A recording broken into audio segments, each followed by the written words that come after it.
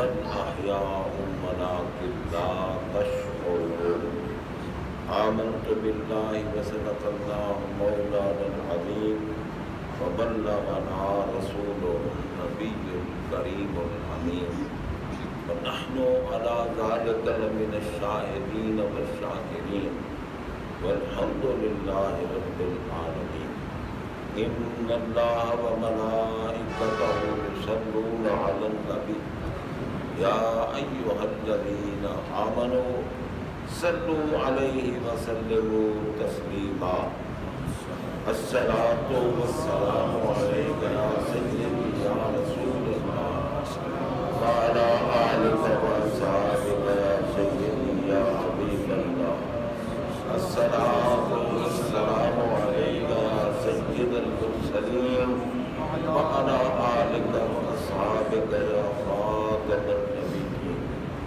واجب الاحترام معززین سامعین و حاضرین حضرات، یہ پاکیزہ محفل ہماری اس جامع مسجد حنفیہ غوثیہ کی انتظامیہ انجمن غوثیہ کی طرف سے ہر مہینے کسی نہ کسی تاریخ کو 11ویں شریف کے سلسلہ میں منعقد ہوتی ہے۔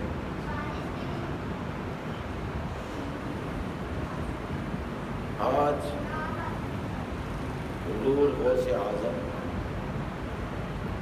رضی اللہ تعالی عنہ کی اس پاکیزہ محفل کے وسیلے سے ہم سیدنا سید الشہداء شہزادہ گلبو قبا راکب گوش مصطفیٰ نور نظر علی المرتضیٰ لخت جگر فاطمۃ الزہرا شہید دشت کرب و بلا مظلوم خنجر جور و جفا امام حسین عالی مقام علی جدہ و علیہ الصلاۃ والسلام اور ان کے تمام رفقاء شہدائے کرب و بلا رضوان اللہ تعالی علیہم اجمعین کی بارگاہوں میں عقیدت کے پھول چند لمحات میں نچھاور کریں گے۔ حضرات محترم، شہادت ایک بہت بڑا عظیم منصب ہے، بہت بڑا عظیم منصب ہے۔ میں جمعہ کی سعادت بھری گھڑیوں میں بھی یہ عرض کر رہا تھا کہ شہید جو اللہ کی راستے میں اعلاء کلمات اللہ کے لیے، دین کی حفاظت کے لیے اپنی جان آفرین کی بارگاہ میں پیش کر دے، اس کو شہید کہتے ہیں۔ ویسے شہادت دو قسم کی ہے، ایک ہے شہادت حقیقی، ایک ہے شہادت حکمی۔ شہادت حقیقی میدان کارزار میں جا کر کلمہ حق کو بلند کرنے کے لیے اللہ تعالی کی رضا چاہنے کی خاطر میدان جنگ میں اپنی جان اللہ کی بارگاہ میں قربان کر قتل ہو جائے اور وہیں اس کو موت آ جائے، وہ شہادت حقیقی ہے۔ اور شہادت حکمی کوئی بندہ لمبا عرصہ بیمار رہ کر بیمار، اسے موت آئی، وہ بھی شہید ہے، اور اس کو شہادت حکمی کہتے ہیں۔ یا کوئی زہریلا جانور ڈس لے اور اس کے ڈسنے سے موت آ جائے، یا دیوار کے نیچے دب جائے، دیوار گرتی ہے اس کے نیچے آ گیا، یا جیسے چھتیں ٹوٹتی ہیں ان کے نیچے آ گئے، یا کوئی پانی میں ڈوب گیا، یا کوئی عورت بچہ جنتی ہوئی فوت ہو گئی، یا کوئی بندہ مسافر تھا اور سفر میں حادثہ ہوا اور اس کو موت آ گئی۔ اسی طرح اور بھی کئی اقسام ہیں، یہ بھی شہادتیں ہیں، مگر ان کو شہادت حکمی کہتے ہیں۔ لیکن یہ تمام عظمتیں ملتی اس کو ہے جس کا عقیدہ صحیح ہے۔ سبحان اللہ۔ یہ نہیں کہ بد عقیدہ اگر پانی میں ڈوب جائے تو وہ بھی شہید ہے، ہندو ڈوب جائے تو وہ بھی شہید ہے، یہ نہیں ہے شہید۔ شہادت اللہ تعالیٰ کی طرف سے ایک انعام ہے جو ایمان والوں کے لیے مقرر ہے۔ عقیدے کا صحیح ہونا ہر معاملے میں ضروری ہے۔ اب دیکھو، قتل تو یزید کے ساتھی بھی ہوئے، کئی قتل ہوئے، وہ تو ہزاروں کی تعداد میں قتل ہوئے، کیونکہ جب مولا کائنات علی مرتضیٰ شیر خدا کرم اللہ تعالی وجہہ کا کوئی شہزادہ میدان میں جاتا تو ان کا مقابلہ کوئی نہیں کر سکتا تھا۔ اس وقت جنگ کے آداب یہ تھے کہ مبارزت ہوتی تھی۔ مبارزت کہتے ہیں ایک کے مقابلے میں ایک آئے، جب تک ایک کے مقابلے میں ایک آتا تھا وہ واصل جہنم ہوتا جاتا تھا، وہ جناب فنار ہو جاتا تھا۔ ہزاروں کی تعداد میں ایک شہزادہ قتل کرتے تھے، اور جب وہ دیکھتے کہ اگر ایک کے مقابلے میں ایک جاتا رہا تو پھر تو ہماری تو فوج ہی ختم ہو جائے گی، علی کے بیٹے کسی کو نہیں چھوڑیں، تو پھر وہ کیا کرتے، چاروں طرف سے حملہ کرتے، سب مبارزت چھوڑ دیتے، قانون توڑ دیتے، ویسے بھی خبیث تھے، خباثت کا اظہار کرتے، دنیا اور دولت کے لالچی تھے۔ یہ امام حسین علی مقام علی جدہ علیہ الصلوۃ والسلام کے مقابلے میں میدان کرب و بلا میں جو کھڑے تھے وہ ہندو نہیں تھے، وہ بت پرست نہیں تھے، وہ یہودی نہیں تھے، وہ عیسائی نہیں تھے، وہ کافر ظاہری طور پر نہیں تھے، کلمہ پڑھنے والے تھے۔ آپ کے مقابلے میں جتنے کھڑے تھے کلمہ پڑھنے والے۔ اب لوگ کہتے ہیں جی کلمہ پڑھنے والوں کو کچھ نہ کہو۔ میں آپ سے پوچھتا ہوں، آپ مسجد میں بیٹھے ہیں، اب جو میرے آقا کی آل پاک پر، اولاد پاک پر ظلم کے پہاڑ توڑ رہے ہیں، ان کو سلام کریں ہم یا ان پہ لعنت بھیجیں؟ جو مانتے ہیں وہ بولیں، باقی چپ رہے۔ وہ لعنتی ہیں سارے، دنیا میں بھی لعنتی ہیں، آخرت میں بھی لعنتی ہیں۔ تو جناب بندہ صرف دنیا کا لالچ، اب دور ایسا خطرناک آ گیا۔ ایک ملا بکواس کر رہا تھا کہ جی یزید کے لیے جو کہتے ہیں کہ وہ شرابی تھا، وہ زانی تھا، وہ بدماش تھا، وہ فاسق تھا، وہ فاجر تھا، وہ ایسا تھا، وہ ویسا تھا، سب جھوٹ ہے، یزید بہت نیک تھا۔ اندازہ لگا، یزید نیک تھا۔ تو میں نے کہا ابن خبیث، اگر یزید نیک تھا تو امام حسین عالی مقام کی بارگاہ میں کوفہ والوں نے 150 خط کیوں بھیجا تھا کہ یزید ظالم ہے، یزید بے دین ہے، یزید بے ایمان ہے، آپ آئیں اور ہمیں بچائیں۔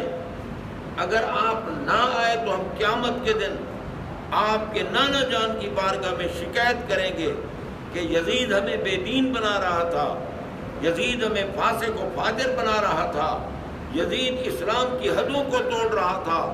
آپ کے اس وقت نواسے امام عالی مقام حسین پاک علیہ السلام موجود تھے، ہم نے درخواستیں بھی دیں اور وہ نہیں آئے۔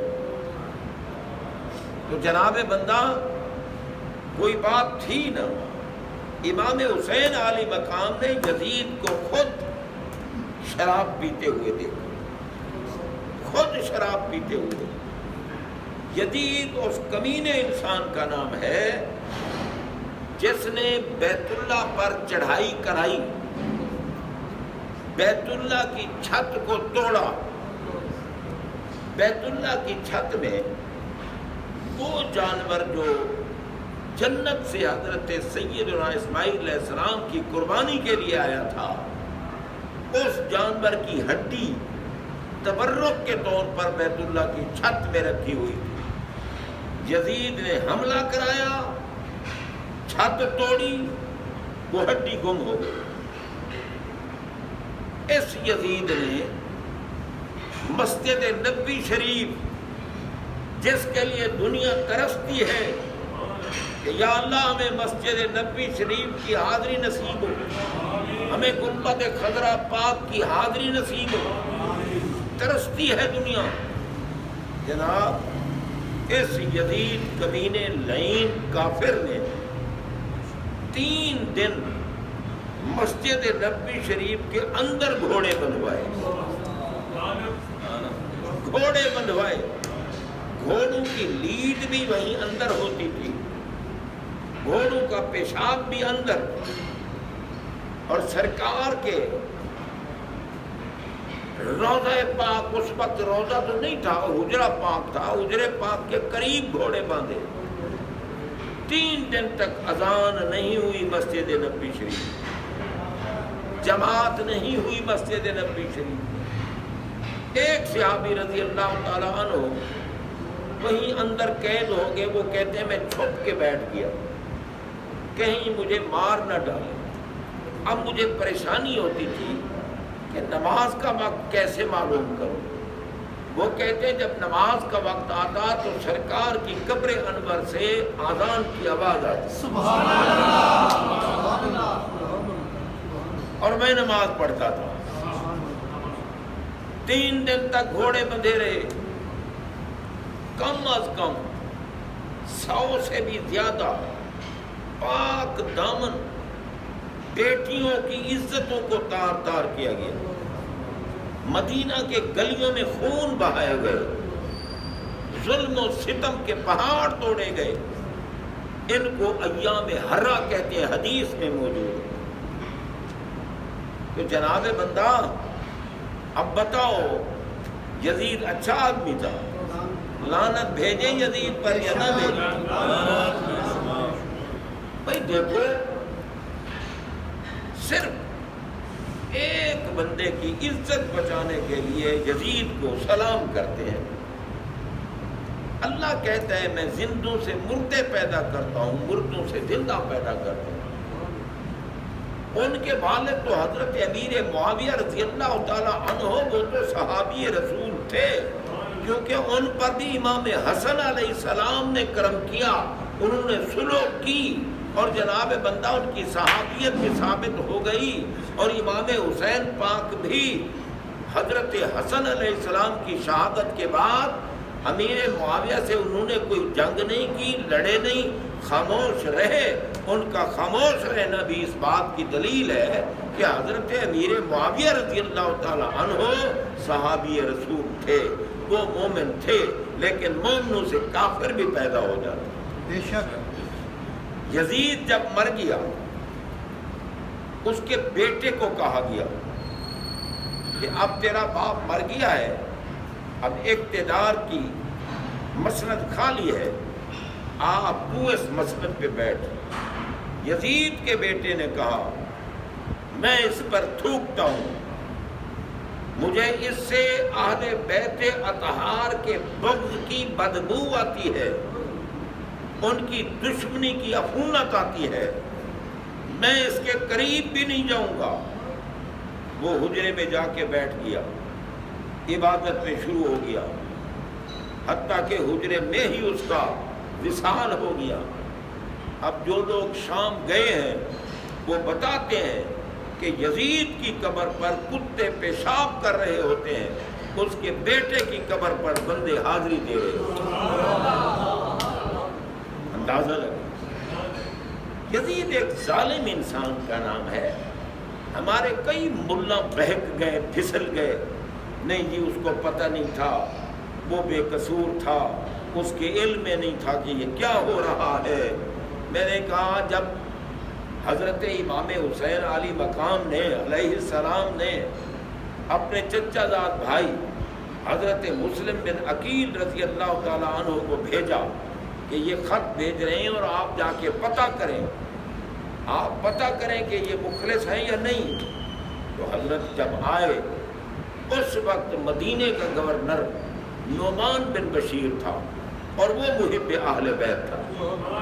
حضرت گئے، سارے کوفے والوں نے آپ کے ہاتھ پہ بیعت کی امام حسین علی مقام علیہ السلام کے کہ جناب ہم بیعت کرتے ہیں، ہم قربان ہونے کے لیے تیار ہیں۔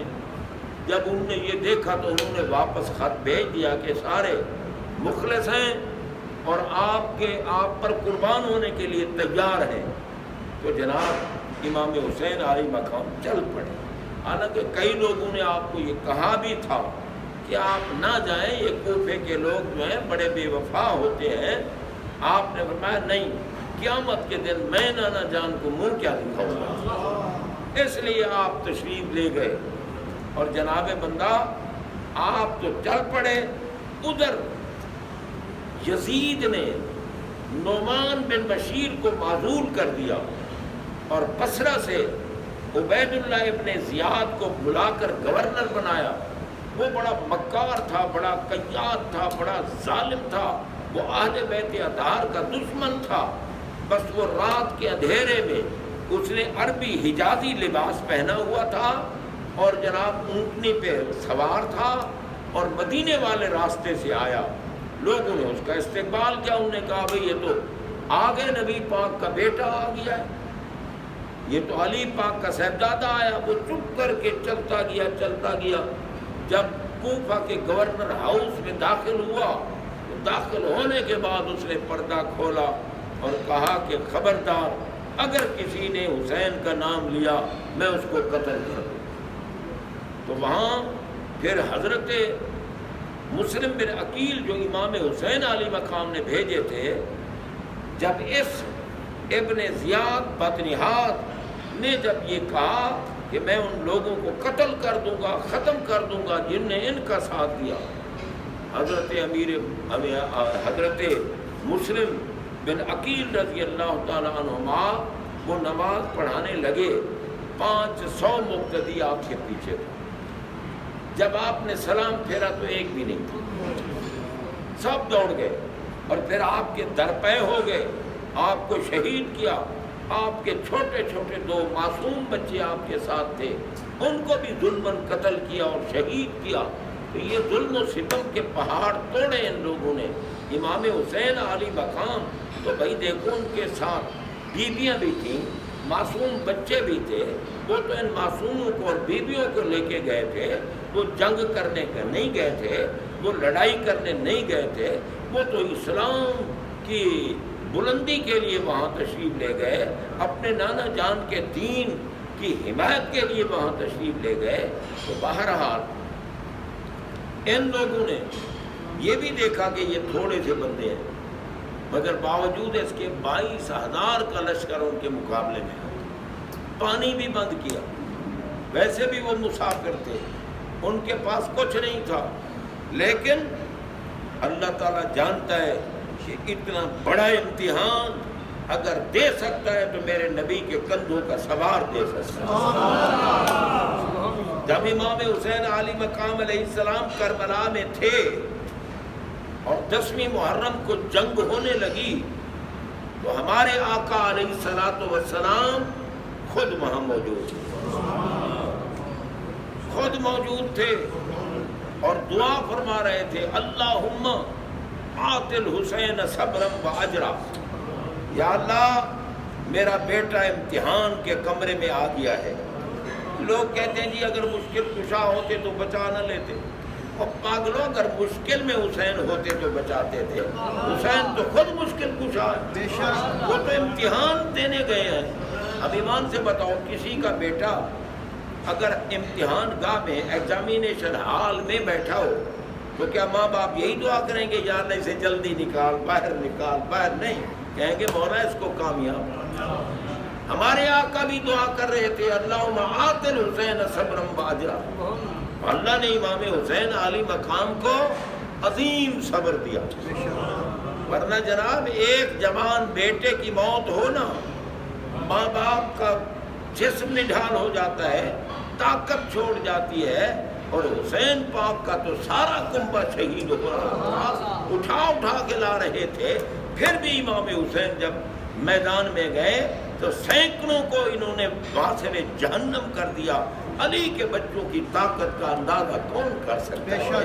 وہ علی پاک جو جناب جب غزوہ احزاب تھا جسے جنگ خندق کہتے ہیں، تو وہاں اس وقت ابن عبد بدھ آیا اور وہ عرب کے 100 جو سب سے بڑے پہلوان رستم زماں ہوتے تھے، 100 پہلوانوں کا ایک پہلوان ابن عبد بدھ، ایک بہت بڑا پہلوان، اپنی طاقت پہ اس کو بڑا ناز تکبر کرتا ہوا آیا۔ ہمارے آقا علیہ الصلوۃ والسلام نے اس کے مقابلے میں مولا علی کو تیار کیا، آپ نے اپنی دستار پاک اٹھا کر علی پاک کے سر پہ رکھ اور ذوالفقار حیدری خود عطا کی، مایا کہ علی اس کمینے کے مقابلے میں تم ہی جا سکتے ہو، ورنہ کسی صحابی کو بھیجتے، کسی اور پہلوان کو بھیجتے نہیں۔ علی پاک جب گئے تو وہ اترا رہا تھا، تکبر میں تھا، اس نے کہا بھتیجے کر میرے اوپر وار۔ آپ نے فرمایا تو کافر ہے، میں مومن ہوں، مومن کسی کافر کا بھتیجا نہیں ہوتا، یہ بکواس نہ کر جی، تو میرا کچھ نہیں لگتا۔ کہنے لگا ٹھیک ہے پھر وار کرو تم۔ آپ نے فرمایا میں مومن ہوں، میں محمد رسول اللہ صلی اللہ علیہ وسلم کو ماننے والا ہوں، میں اسلام کا پیروکار ہوں۔ مسلمان مومن کبھی وہ جارحیت نہیں کرتے، دفاع کرتے ہیں، ہم پہل نہیں کرتے، تو کر اپنا حملہ زور لگا۔ تو اس نے جناب بندہ اپنی تلوار کھینچی، علی پاک پر وار کیا، علی پاک علیہ السلام نے اپنی ڈھال سے اس کی تلوار کو توڑ کے رکھ دیا۔ پھر حضرت مولا کائنات نے اس پہ حملہ کیا۔ آپ نے جب ذوالفقار حیدری لہرائی تو وہ جو تھا نا ان کا پہلوان، اس نے سر پہ لوہے کا خود پہنا ہوا تھا اور جناب یہاں سینے پہ بھی لوہے کے اوزار پہنے ہوئے تھے اس نے۔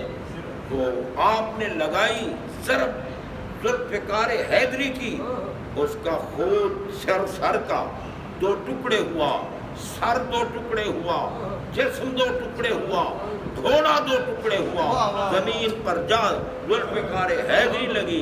جب 2 ٹکڑے ہو کر پھڑک رہا تھا، علی پاک نے فرمایا اب بتا اور کافر اور مومن میں فرق کیا ہے؟ تو کون ہے جو ضرب حیدری کو برداشت کر سکے؟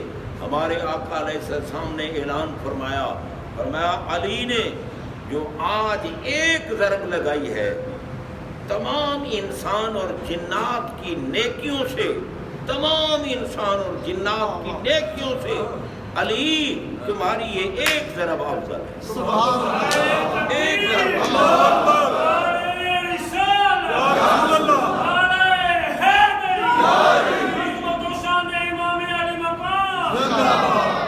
تو حضرات محترم، اب کئی جاہل لوگ یہ کہہ رہے ہوتے ہیں کہ علی پاک نے خود کہا تھا کہ میں حضرت صدیق اکبر کی نیکیوں میں سے ایک نیکی ہوں۔ بھائی خود کہنا اور ہے، کسی اور کا کہنا اور ہے۔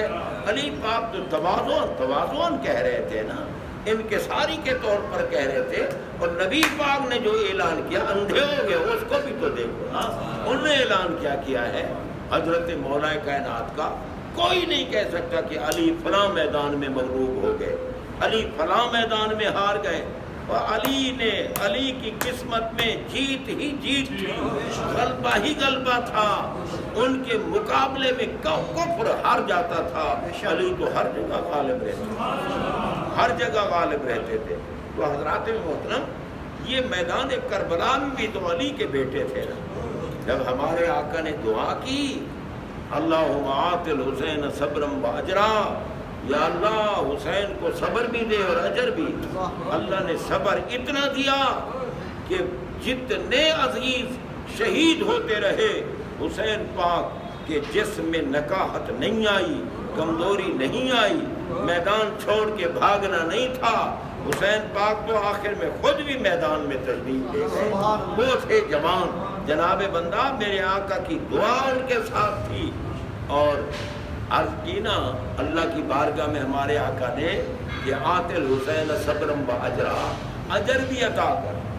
رب نے پھر اجر کیا دیا ہے کہ جناب پوری دنیا میں حسین حسین حسین حسین ہوگا۔ یزید پہ لعنت کی جا رہی ہے، حسین کو سلام کیے جا رہے ہیں۔ غوثوں کا بادشاہ، اجمیر کا خواجہ، سبحان اللہ، غریب نواز، بابا فرید گنج شکر کے پیر ہیں وہ، جتنے بڑے آستانے ہیں، غریب نواز کے غلام مرید اور فیض یافتہ ہیں۔ غریب نواز نے ہمیں بتا دیا شاہ است حسین، انہوں نے فرمایا شاہ است حسین، بادشاہ است حسین۔ فرمایا اگر شاہی ہے تو حسین کی ہے۔ یزید مر گیا، یزید ختم ہو گیا، یزید نہیں رہا۔ اب اگر شاہی تھی ہے بھی تو صدقہ محمد الرسول اللہ صلی اللہ علیہ وسلم کا، صدقہ پنجتن پاک کا، شاہی ہے تو حسین کی ہے۔ جناب کب تک ہے شاہی؟ یہ بھی تو فرمائیں کب تک؟ فرمائیں بادشاہ است، ہمیشہ شاہی حسین ہے۔ شاہ است حسین، بادشاہ است حسین، دین است حسین، دین پناہ است حسین، اور دین بھی حسین ہے اور دین کو پناہ دینے والا بھی۔ سرداد نداد دست در دست یزید، حقا کے بنا لا الہ است حسین۔ بہرحال حضرات محترم، اگر ان کی بارگاہ میں وہ عقیدت کے پھول نچھاور کیے جاتے رہے نا، تو یہ تو بہت لمبی داستان ہے، اور میں انشاءاللہ کوشش کروں گا کہ بھئی اتنی عظیم شہادت کے لیے اللہ تعالی نے امام حسین علی مقام کو منتخب کیوں کیا، اس میں حکمت کیا ہے، یہ میں انشاءاللہ جمعہ کے جو چند گھڑیاں ہوتی ہیں نا ان میں عرض کرتا رہوں گا۔ چلو کبھی تو مکمل ہو ہی جائے گا، اللہ تعالیٰ قبول فرمائے۔ وآخر دعوانا الحمدللہ رب العالمین۔